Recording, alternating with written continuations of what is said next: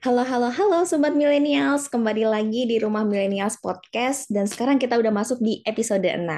Tentu aja program Millennials Podcast ini bisa berjalan terus ya berkat bantuan dari pets kita.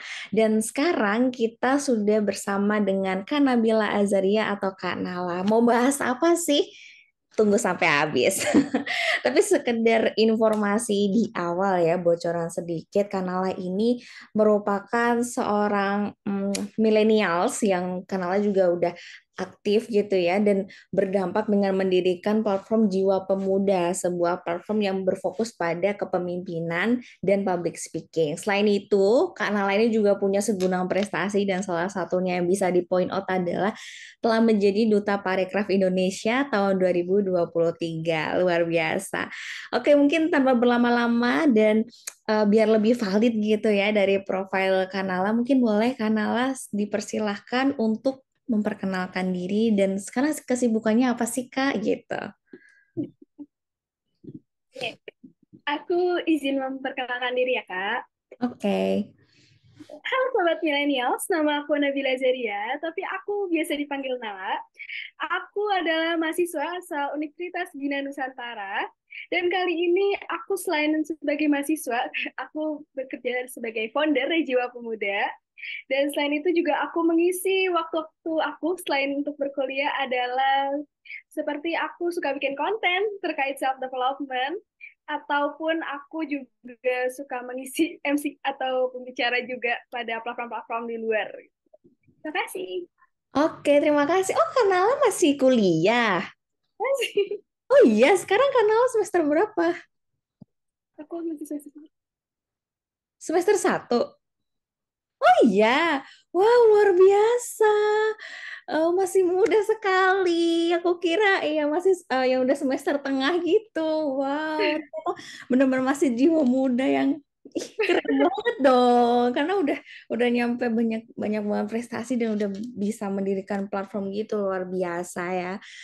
Mungkin boleh nih Kak diceritain gimana awalnya, kayak motivasi awalnya kenapa mendirikan Jiwa Pemuda dan Jiwa Pemuda kan ada fokus itunya ya kayak ke kepemimpinan dari yang aku baca sih, kepemimpinan sama public speaking gitu. Nah, mungkin bisa diceritain ke awal mulanya kenapa mendirikan itu. Oke. Nah, awal aku mendirikan Jiwa Pemuda, mungkin aku langsung flashback ke awalnya dulu kali ya, Kak. Oke, boleh.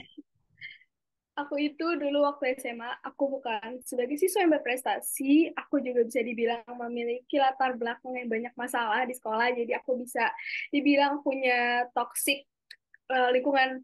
Jadi pertemanan aku toksik, terus bisa dibilang, dan aku juga ngerasa karena ada toksik ya lingkungan itu, jadi belajar aku terganggu, ataupun aku ngerasa nggak nyaman di lingkungan itu.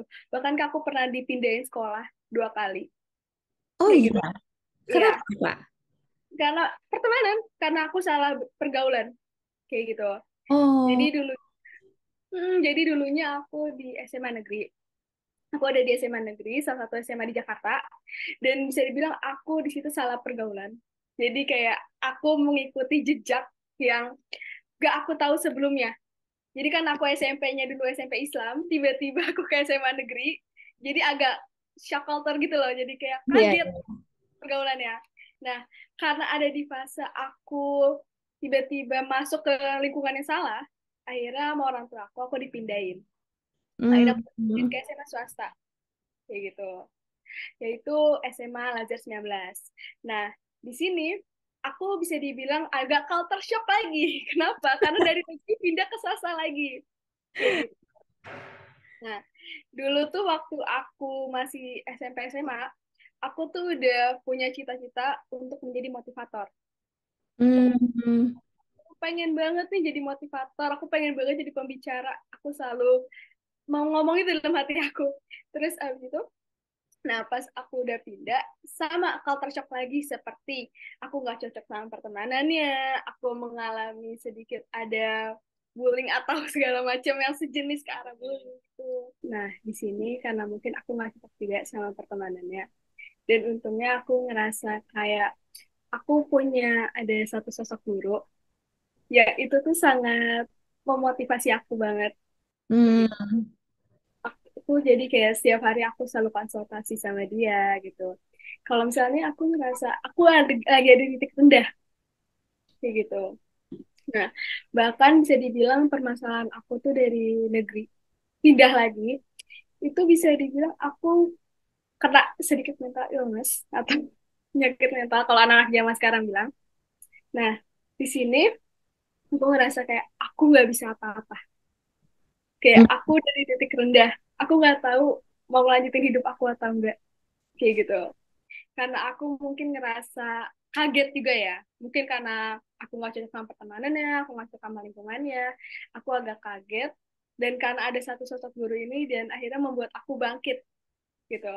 Sedikit demi sedikit aku bangkit dan akhirnya aku memutuskan kayak kalau misalnya aku stuck di satu tempat ini, di satu situasi ini, aku nggak akan maju kayak Hmm, gitu. Kan dulu tuh aku juga pengen masuk fakultas kedokteran. Nah, di oke. sini aku aku nggak punya background sebagai siswa berprestasi yang nilai aku nggak mungkin masuk ke kedokteran. Sedangkan kedokteran tuh adalah salah satu fakultas yang mempunyai nilainya tuh sangat tinggi ya dibanding yang lain. Nah, aku ngerasa nggak pede juga karena dibanding teman-teman aku itu bisa dibilang nilai mereka lebih tinggi, nilai mereka tuh lebih bagus dan mereka juga siswa berprestasi, sedangkan aku nggak punya latar belakang di bidang akademik kayak gitu. Nah, Hmm.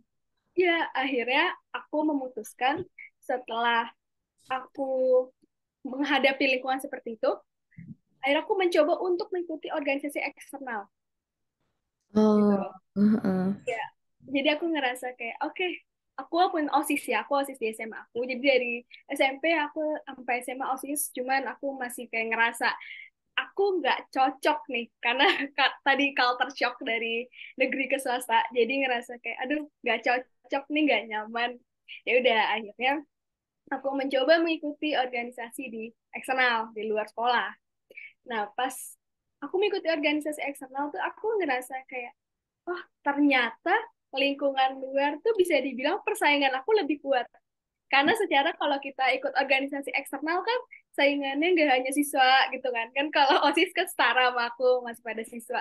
Tapi kalau eksternal ada yang mahasiswa, ada yang mungkin udah fresh graduate, kayak gitu. Jadi aku agak kaget, wah ternyata persaingannya nih emang banyak. Dan mereka tuh nggak fokus nilai kita segini atau kita harus pinter nih di mata pelajaran ini, enggak. Tapi lebih melatih soft skill. Kayak misalnya aku dulu ngambil di divisi PR, Public Relation, yang dimana kan itu pasti fokus banget sama MC, sama partnership, dan di situ kan fokus banget untuk gimana caranya kita bisa komunikasi sama orang lain, kayak gitu. Nah, akhirnya dari sana aku dapat pembelajaran nih, ternyata emang soft skill itu penting banget untuk kita asah walaupun kita masih di usia sekolah, kayak gitu. Nah, habis itu aku nih berjalan nih di organisasi eksternal. Tapi tiba-tiba ada sesuatu yang mengganjal. Nah, Dan ya kayak gitu.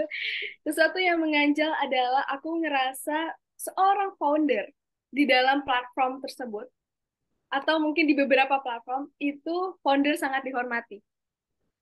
Yang dimana kalau misalnya aku ngerasa seorang pemimpin itu harus bisa merangkul anggotanya. Maupun itu leader, maupun itu wakil, seorang pemimpin tuh harus bisa merangkul, bisa membimbing anggotanya. Nah, di sini aku melihat sosok founder tersebut tuh sangat dihormati, yang pertama. Dan yang kedua, kayak misalnya kita mengupload suatu karya. Yang diakui adalah itu karya foundernya. Seperti itu. Nah, jadi aku ngerasa kayak, wah, aku harus membuka sesuatu, aku harus menciptakan sesuatu yang bisa dibilang bisa bermanfaat, bisa membuat orang tuh menjadi terinspirasi sama aku. Kayak gitu. Nah, lulus dari platform tersebut, aku langsung lanjut ke menjadi BA di suatu organisasi eksternal juga, hmm, brand ambassador. Nah, pas di brand ambassador sebenarnya nggak ada masalah. Aku cuman kayak mau ngelatih lebih dalam aja skill komunikasi aku. Karena kan kalau brand ambassador kita mempromosikan. Jadi aku tuh pengen melatih lagi lebih dalam sebelum aku buka platform. Kayak gitu. Nah, pas aku di BA itu sebenarnya lancar-lancar aja Kak, nggak ada masalah. Jadi aku tinggal nunggu sampai lulus masa jabatan habis. Lalu habis itu aku mencoba nih membuka platform. Aku membuka platform, tapi jujur itu hanya iseng-iseng aja. Karena aku nggak yakin aku bakal bisa berhasil membuka platform. Aku cuma iseng-iseng aja, Kak. Aku inget banget itu lagi puasa ya, di bulan Maret apa April gitu. Maret itu lagi puasa, dan aku iseng-iseng buat buka nih, lagi nunggu buka puasa. Aku kayak, aduh enak nih kali kalau kita punya platform gitu kan. Ya udah, akhirnya aku coba buat materi, aku semalaman nyusun visi misi. Jadi pas aku nyusun visi misi dan buat materi itu, aku mau upload di hari itu juga. Nah, Wow. Itu iya, tahun berapa, Kak? kenapa? Itu di tahun berapa? Tahun ini Kak, bulan Maret, aku ingat banget tanggal Oh 23 iya, Maret. cepet, tapi cepet banget ya ini pertumbuhan dari platformnya. Juga kaget, aku masih nggak nyangka sih sebenarnya. Oke, oke. Boleh lanjut? Oke, di tanggal 23 Maret, aku tuh masih fokus sama materinya. Terus aku masih nyusun visi misi dan lain-lain gitu. Aku nyusun program juga. Nah, aku di sini belum kebentuk, udah ada leader ini, udah ada anggota ini, belum sama sekali. Jadi aku yang masih di titik awal, aku nyusun sendirian. Aku coba ngerangkai sendirian program apa sih yang mau aku buat, karena waktu aku SMA ini, aku agak flashback dikit, aku pernah waktu itu di masjid, lagi di sekolah, lagi di masjid itu aku ngomong gini, ya Allah aku pengen punya platform. Aku pengen punya platform dengan kegiatan ini, dengan kegiatan itu, aku sebutin detail. Dan jujur itu aku posisi doa sambil cerita sama temen aku. Kayak Hmm. aku bercanda-bercanda doang sama temen aku, kayak seru nih kalau aku punya platform, kayak seru nih kalau aku jadi pembicara di platform itu. Itu posisi di masjid, Kak. Oh, Kayak gitu. oke. Dan itu agak yang bikin aku, wah ternyata Allah sebaik itu ya. Nah, habis itu yang pas aku udah bangun visi misi dan materinya udah aku bikin, aku mencoba untuk memasarkan. Aku coba untuk memasarkan, walaupun cuma di dua media partner, gitu. Kan kayak rata-rata orang kan memasarkannya di banyak media partner gitu baru naik.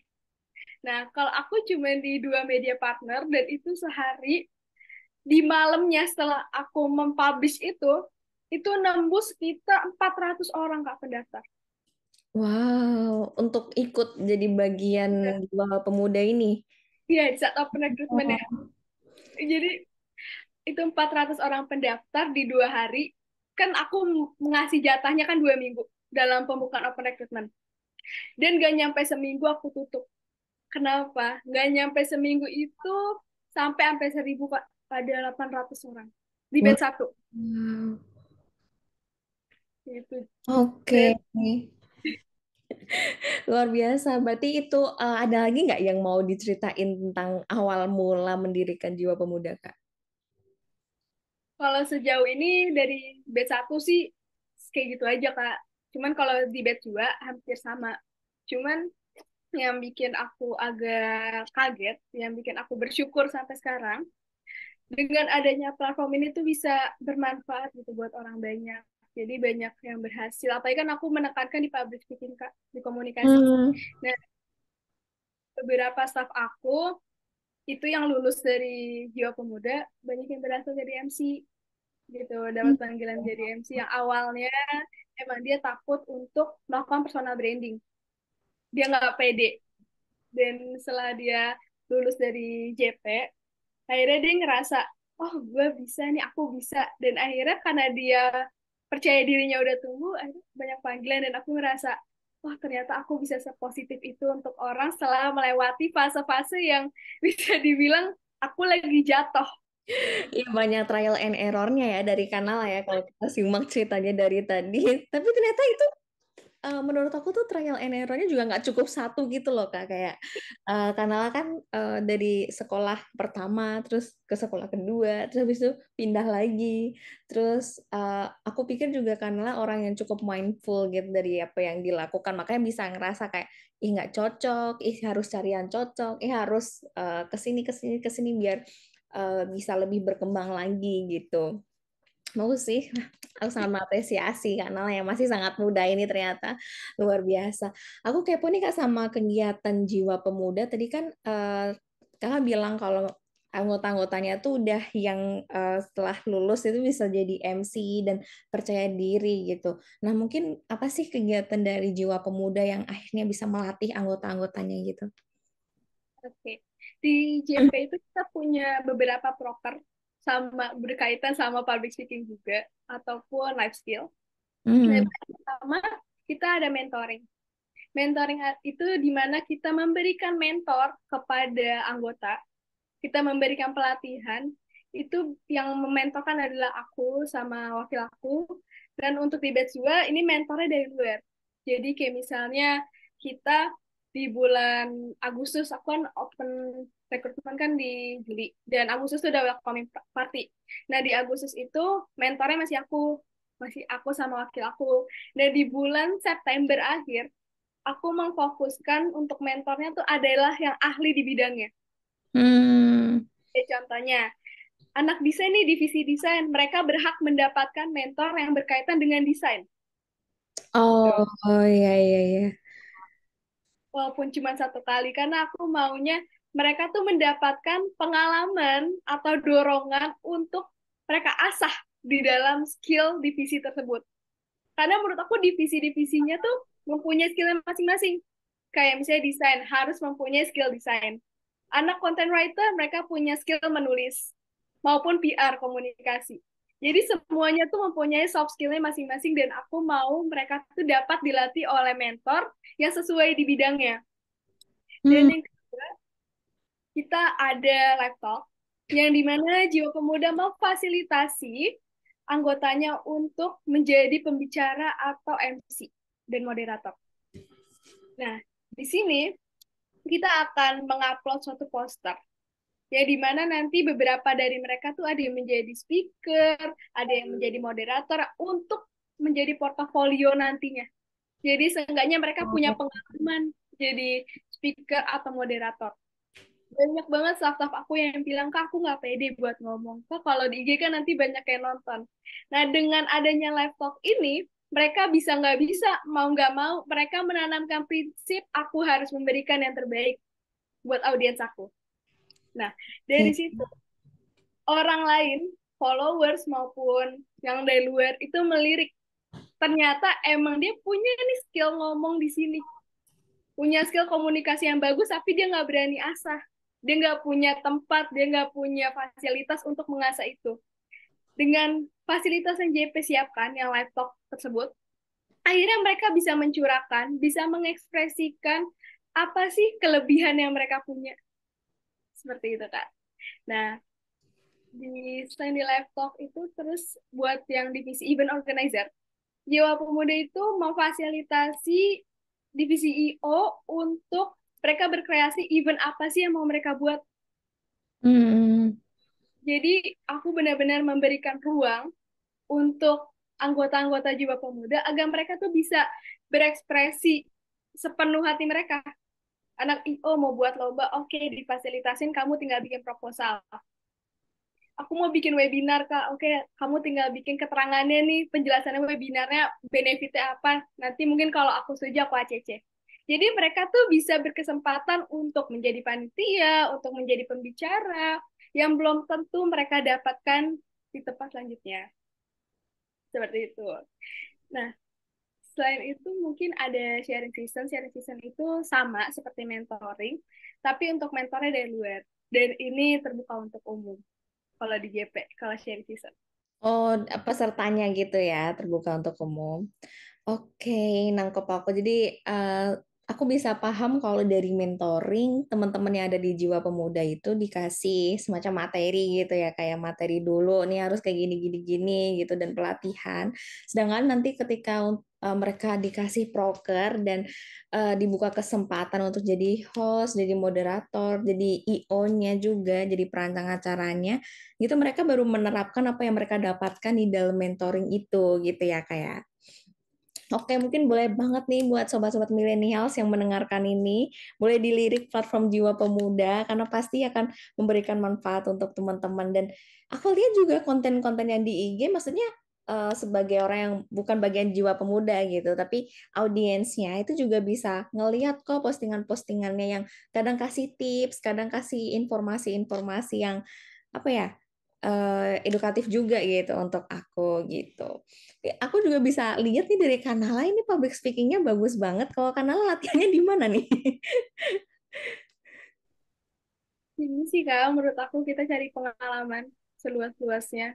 Karena menurut aku juga kita tuh jangan mau stop untuk belajar. Banyak banget orang lain tuh yang bisa berbagi ilmu sama kita, masih banyak sesuatu yang belum kita capai. Waktu itu aja aku ikut UKM di kampus, Hmm. mendapatkan pertanyaan yang sama. Seperti kamu kan udah jadi pemimpin, kenapa kamu mau ikut organisasi lagi? Nah, seperti itu. Oh, iya Karena juga. aku ditanya di UKM kampus seperti itu dan aku bilang, aku pengen belajar banyak hal. Aku pengen mencoba banyak pengalaman, saya itu aku juga mau nambah relasi. Dan aku juga di organisasi eksternal, aku ngambil divisi yang berkaitan sama public speaking. Kayak misalnya Oh, aku, mm, kayak misalnya aku di UKM kampus tuh ngambil content creator, terus public relation. Nah, di situ yang berkaitan sama MC juga ujung-ujungnya. oke, kepo bentar nih. Kanala jadinya jurusan apa? Jadi kedokteran nggak? Enggak, Oh ya. aku nggak kedokteran, aku bisnis creation. Apa? Aku bisnis creation. Kalau di BINUS tuh nama bisnis Oh, kreatifnya oh gitu. Wow, oke, luar biasa. Oke, dari public speaking, tapi memang aku setuju sih beberapa kali ikutan juga ya seminar-seminar kayak gitu, karena sebenarnya tuh public speaking ya, gimana berhasilnya tuh dari sebanyak apa sih jam terbang kita gitu. Bener kata Kanala, semakin banyak dicoba, walaupun trial and error yang awalnya gugu gaga dan banyak ngehengnya, terus banyak gemeternya gitu, tapi ya udahlah ya gitu, kayak kita semua pasti ada momen pertama kalinya yang ya harus banyak dievaluasi dari situ ya kayak baru dapat pengalaman dan ilmunya gitu. Oke, nah karena tadi sebenarnya aku akan membagi podcast ini menjadi dua sesi gitu ya, Kak.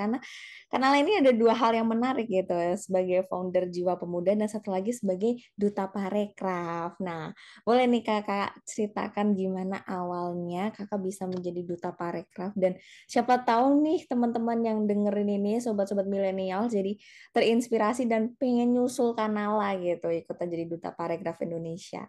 kalau aku ikut duta parekraf itu juga banyak rintangan ya. Karena Memang untuk sesuatu yang hebat itu ya nggak mudah ya. bener gak bener? Karena waktu aku menjadi duta parekraf itu adalah tanggal UTBK aku. Lah, aduh, berat ya Bun ya. Terus gimana dong? Itu tanggal UTBK aku. Nah, di sini aku sempat ada cekcok nih sama orang tua kayak kalau misalnya kamu nggak ikut UTBK gimana nanti kamu nggak dapat PTN karena dulu kan aku rencananya ke PTN kan bukan ke BINUS. Hmm. Terus aku udah stay positif aja nih kan udah tes di BINUS gitu ngapain ke PTN lagi gitu karena emang aku ngerasa masih gak pede karena nilai aku kan rendah gitu masih bisa dibilang tuh masih di bawah dibanding yang lain dan aku nggak pede juga buat ikut UTBK. Nah ya udah akhirnya aku meyakinkan orang tua aku mungkin emang karir aku ada di sini, aku pengen ketemu orang-orang hebat dan belum tentu aku bisa ikut lagi. Aku ngerasa karena nilai aku yang rendah dan aku ikut UTBK merelakan aku ikut duta, nanti pas aku nggak lolos aku kecewa kayak gitu. Jadi aku memilih aku coba ikut duta parekraf dulu karena sebelumnya aku udah ada daftar BINUS dan aku juga merasa aku masih bisa ikut mandiri nih. Kalau misalnya aku nggak terima BINUS, aku bisa ikut ujian mandiri atau jalur prestasi. Oke, aku positive thinking di sana. Akhirnya orang tua aku mengizinkan. Waktu di Duta Parekraf kan aku juga turun pertama kali di dunia pageant, yang dimana udah banyak yang jago-jago untuk catwalk dan public speaking. Mereka tuh bisa dibilang lebih wah dari aku. Jadi banyak banget orang-orang yang lebih hebat dari aku di sana. Dan seperti biasa aku belajar dari mereka. Aku di situ 3 hari, 3 hari di karantina. 3 hari di karantina di yang dimana aku menghadapi situasi yang kaget. Aku Lagi yang ya, Kak. Kaget lagi. Oke. yang biasanya mungkin aku kalau di rumah bebas, ya kan, bebas mau ngapain aja nih, mau bangun siang, mau bangun pagi, atau mau pakai baju apa aja. Tapi kalau di sana ada peraturannya, Kak. Hmm. Ada makan seperti ini, terus ada ketemu orang seperti ini, terus kalau misalnya kita jalan seperti apa, jadi itu tuh benar-benar diatur di sana. Nah, Oke. seperti itu. Nah, aku ngerasa kayak, oke, ini pengalaman baru aku, mungkin aku punya tambahan ilmu lagi nih untuk menjadi seorang pageant itu harus seperti apa. Emang ternyata adab tuh penting banget, attitude tuh penting banget, dan di sana tuh sangat ditekankan soal itu. Gak perlu pinter, gak perlu kita jago ngomong, tapi yang penting kita punya attitude, dan itu Hmm. dinilai kalau di dunia pageant. Sebenarnya aku di bawah naungannya Putri Parekraf Indonesia. Cuman aku mendapat gelarnya sebagai duta parekraf seperti Oh, itu. gitu. Oke. Untuk job desk-nya kayak gimana, Kak? Untuk job desk aku sejauh ini aku memasarkan pariwisata dan ekonomi kreatif di Indonesia, termasuk UMKM. Dan terakhir itu aku melakukan kunjungan. Waktu itu ada di Jakarta tuh Pekan Raya Jakarta ya, PRJ. Itu aku Hmm. bawa kunjungan kepada satu booth UMKM yang dimana aku membantu mempasarkan produk mereka, terus aku mempromosikan yang akhirnya mungkin bermanfaat buat owner tersebut karena banyak yang tahu produk tersebut. Oke, oke. Kalau gitu, kalau di awal-awalnya nih Kak, untuk bisa daftar gitu, apa yang perlu Kakak siapkan gitu? Karena mungkin orang-orang yang mau mendengarkan ini tuh tertarik juga nih ngikutin jejak Kakak ya. Mungkin kalau misalnya awal aku daftar Duta Parekraf sebenarnya seleksi sih Kak kemarin, jadi kayak kita ngisi Hmm, formulir, ada prestasi, terus kayak alasan. Nggak jauh-jauh kita ikut organisasi sebenarnya. mirip-mirip ya. Mirip-mirip buat pendaftarannya. Terus ada beberapa diwawancara. Nah, karena sebenarnya kalau setahu aku ya dari teman-teman aku yang ikut Parekraf, itu Duta Parekraf tuh dibagi ke provinsi gitu.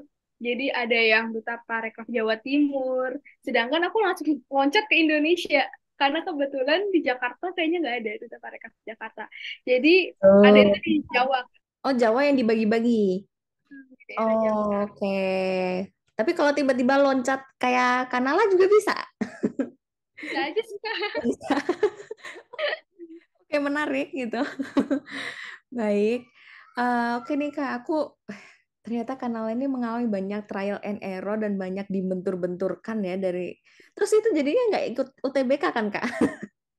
Nah, ini juga pengalaman yang sebenarnya juga indah ya buat aku. Kenapa?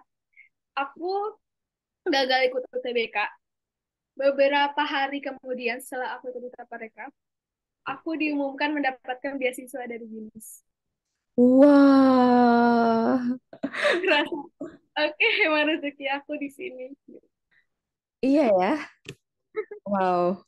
Tapi emang ya kadang Tuhan sebaik itu ya kayak oh ternyata ini memang rezeki aku gitu.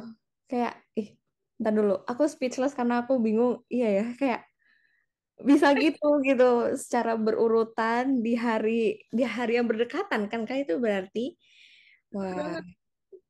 luar biasa memang ada kepanikan yang perlu dibayar gitu ya karena panik gak ikut UTBK tapi ternyata memang ditunjukkan rezekinya di situ luar biasa berarti intinya kalau misalkan kita udah ada panggilan dari hati kayaknya aku lebih yakin di sini nih kayak ya udah ya lah ya nyemplung aja gitu, memang trial and error dan kadang kelihatannya bunuh diri tapi kadang itu juga membawa kita ke tempat-tempat yang nggak terduga gitu. Kalau misalkan Kanala tetap ngikutin standar kayak standar pada umumnya, lulus SMA UTBK lah, Kanala nggak bisa sampai sekarang gitu ya, kayak belum sampai ke titik yang saat ini gitu, luar biasa.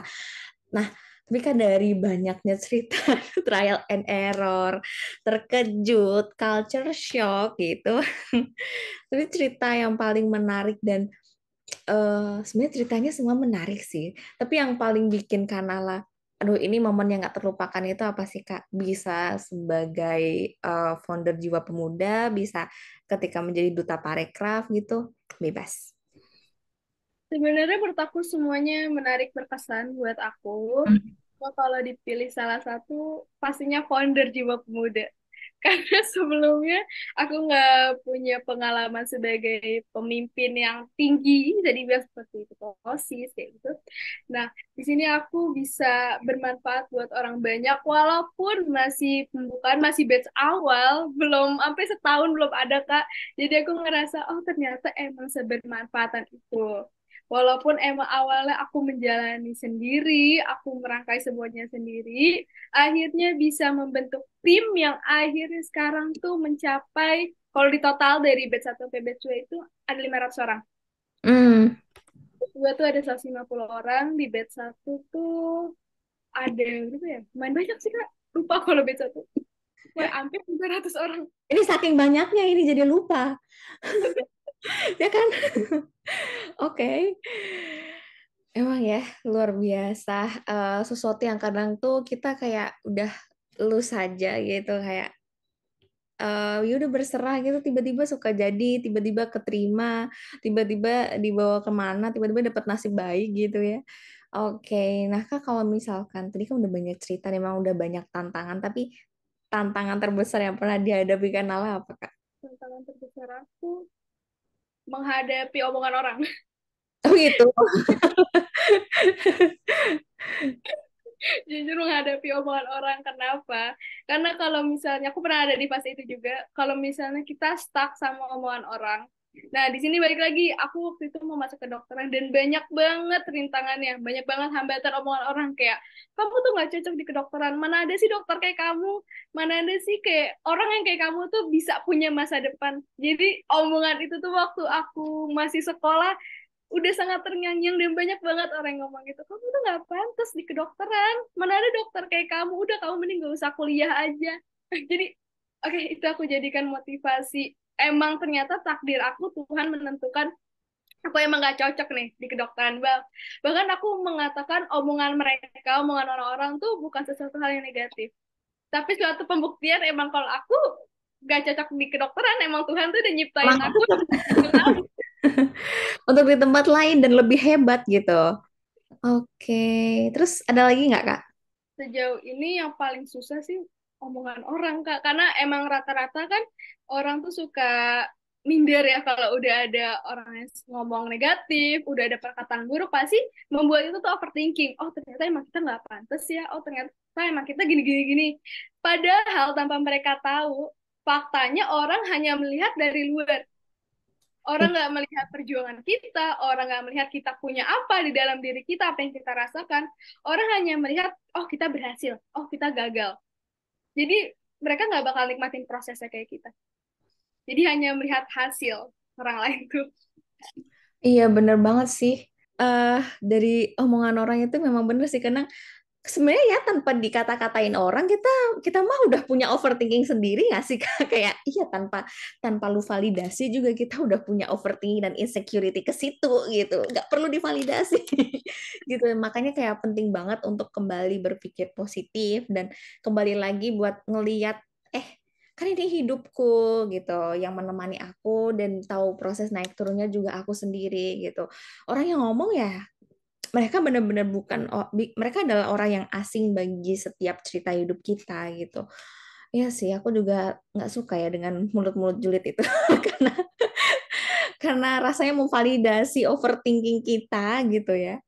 Oke, baik. Memang dari tadi Kanala sih aku nanya tantangan terbesar padahal hidupnya udah banyak tantangan gitu ya kayak dari yang culture shock dan harus pindah ke sana kemari luar biasa. Terima kasih masih bertahan sampai hari ini dan ya malah bertumbuh jadi Kanala yang sekarang. Mungkin ini juga tadi aku kepikiran Kanala mau jadi dokter, dokter yang ya mungkin kalau orang awam gitu ya kita tahunya menyembuhkan orang. Mungkin Kanala sekarang bisa menjadi orang mendirikan platform yang menyembuhkan insecurity orang yang mau public speaking gitu, menyembuhkan orang yang nggak pede, menyembuhkan mereka yang suka overthinking, mau mencoba hal baru gitu, Kak. Kan luar biasa ya. Itu permainan kata-kata aja sih. Gitu. Oke, nah ini berhubung kita podcast juga di Hari Sumpah Pemuda ya, ini 28 Oktober gitu. Mungkin Kak Nala bisa kasih closing statement dan pesan untuk muda-mudi Indonesia gitu tuh bisa nggak menyerah, mau trial and error ya seperti Kak Nala ini dan yakin pasti akan dibawa ke tempat yang ya sesuai dengan rezeki kita gitu. Mungkin kalau dari aku ini sering banget juga aku ngomongin ke anggota aku, hiduplah seperti kupu-kupu. Yang awalnya kita hanya sekedar mempunyai banyak kekurangan dan kupu-kupu sebagai ulat yang tidak bisa apa-apa. Dan akhirnya mereka yakin untuk menunjukkan keindahannya dan dia yakin bisa bersaing walaupun banyak banget orang yang lebih indah dari mereka. Gitu. Hmm, wow, bukan hidup seperti Larry. Tapi iya juga ya, kayak dari cerita Kanala ini memang Kanala seperti kupu-kupu. Mungkin iya kayak dari yang awalnya tadi Kanala mengawal di podcast ini dengan cerita salah pergaulan, terus banyak struggle di pertemanan yang mungkin ya dulu masih anak sekolah banget yang ya gimana sih pertemanan sekolah dulu tuh memang kadang ada toksik-toksiknya gitu ya. Terus sekarang udah berproses dan luar biasa udah menjadi kupu-kupu dan tadi juga aku senang sekali dengan kata-kata kupu-kupu itu memang kadang udah punya sayap yang lebih cantik tapi kita juga gak kalah cantik gitu. Oke, ada lagi kayak yang mau disampaikan? Aduh, aku seneng banget nih. Masa harus berakhir nih podcast? Ada lagi nggak yang bisa diceritakan atau ini, Kak? Mungkin kalau aku sebenarnya buat ini pesan juga ya buat yang lain. Boleh. Jangan stuck di satu tempat. Hmm. Jangan stuck atau ngerasa kayak kita terjebak di satu hal. Masih banyak banget sesuatu yang harus kita coba karena dari apalagi aku denger banget kasus-kasus sekarang banyak remaja yang bunuh diri, banyak yang mengakhiri hidup, Hmm. yang terkena mental illness, banyak yang nggak bisa apa-apa. Nah, di sini aku juga pernah ada di posisi itu, aku pernah ada di posisi down juga, dan cobalah kalian explore dunia dan banyak banget hal yang harus kalian coba, banyak banget orang yang masih membutuhkan kalian. Karena waktu aku SMA juga aku direndahkan oleh orang lain, aku ngerasa nggak pantas, aku nggak bisa apa-apa. Ternyata aku bisa memberikan hal positif, aku bisa membantu bagi orang banyak yang nggak pernah aku tahu sebelumnya. Jadi masih banyak ribuan orang yang membutuhkan kalian dibandingkan kalian mendengar satu perkataan orang yang nyakitin dan membuat kalian down. Kayak gitu, Kak. Oke, bener banget. Masih banyak orang yang membutuhkan kalian dibandingkan orang yang ngata-ngatain gitu. Wah, luar biasa. Inilah hasil banyak trial and error dan tidak menyerah ya, teman-teman. Jadi tetap semangat buat teman-teman semuanya. Iya, pasti punya struggle-nya masing-masing dan tingkat kesulitan hidup kita juga. Iya, nggak bisa dijudge juga. Kayak semua punya ceritanya masing-masing dan setiap manusia itu unik gitu dengan kisah hidupnya masing-masing luar biasa. Tapi yang pasti kayak tadi pesan Kanal tetap bertumbuh, jangan stuck. Yang mungkin awalnya ulat nggak bisa ngapa-ngapa, berbulu karena orang geli sama kita. Tapi kalau bersabar dan ya mau bersabar lagi, bertahan hidup itu bakal menjadi kupu-kupu yang cantik, luar biasa. Mungkin aku mau mengapresiasi Kanal, terima kasih sudah bertahan dan yang awalnya stuck, tapi sekarang udah jadi nih pemuda yang menginspirasi pemuda lainnya, luar biasa. Dan kami dari Rumah Millennials bakal ada apresiasi ya untuk Kanal, mohon ditunggu sebentar. Oke. Nah, kelihatan ya, Kak ya. Aku mungkin foto dulu deh. Sebentar ya. Satu, dua, tiga. Oke. Terima kasih Kanala buat kesempatannya dan sharing-sharingnya hari ini. Dan terima kasih juga untuk pets kita yang telah mendukung keberlancaran Rumah Milenials Podcast sampai hari ini, sampai episode 6. Dan buat sobat-sobat milenials nih, simak ya sampai akhir. Pokoknya ini kisah banyak banget kayak yang relate sama kita ya, terutama anak-anak muda zaman sekarang. Nah, tentu Rumah Milenials Podcast ini bakal kembali lagi nemenin sobat-sobat milenials dan kita akan menghadirkan teman-teman kanala, teman-teman kanala yang lainnya yang akan menginspirasi sobat-sobat milenials semuanya. Jadi stay tune terus di YouTube Rumah Milenials. Sampai jumpa, salam berdaya, berkarya, bermakna. Dadah.